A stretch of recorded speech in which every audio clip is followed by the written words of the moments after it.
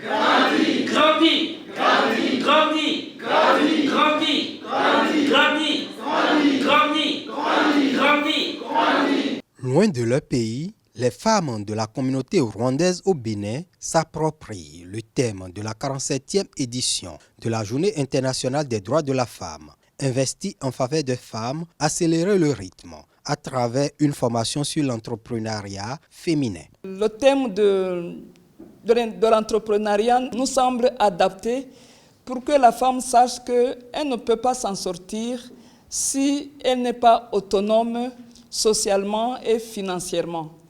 Et c'est ce thème-là d'autonomie financière, d'autonomie sociale qui sera l'objet de la formation d'aujourd'hui.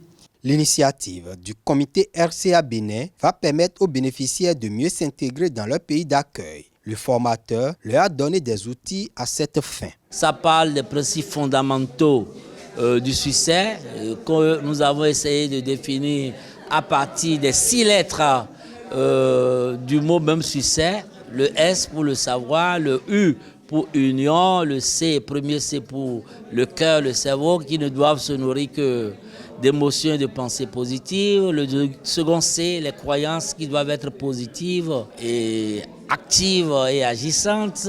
Le E, énergie, on doit être toujours rempli d'énergie pour pouvoir passer à l'acte, persévérant, enthousiaste. Et le S pour avoir une suite logique. Après, nous allons voir les principales qualités d'un entrepreneur. Nous allons voir après comment identifier la bonne idée d'entreprise et quels sont les critères que doit respecter une bonne idée d'entreprise. Dans une démarche participative, ponctuée de travaux de groupe, l'expert a réveillé l'esprit entrepreneurial chez certaines et renforcé les compétences entrepreneuriales chez d'autres. Il faut le dire, dans l'entrepreneuriat, on rencontre certains obstacles, les doutes, est-ce qu'on va y arriver, est-ce qu'on ne va pas y arriver. Mais cette formation, en dehors de ce qu'elle nous a apporté, qu'est-ce qu'un entrepreneur, qu'est-ce qu'on peut rencontrer, mais aussi ça nous a montré qu'il y a aussi la confiance en soi. Il faut vraiment se faire confiance soi-même sur ce qu'on veut faire et qu'est-ce qu'on va apporter de plus à la société.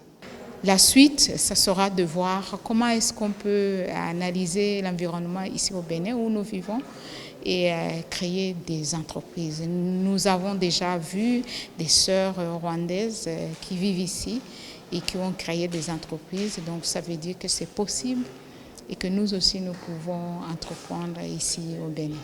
La visite des stands de quelques entrepreneurs rwandaises et un exercice de concentration et application ont mis un terme à la formation.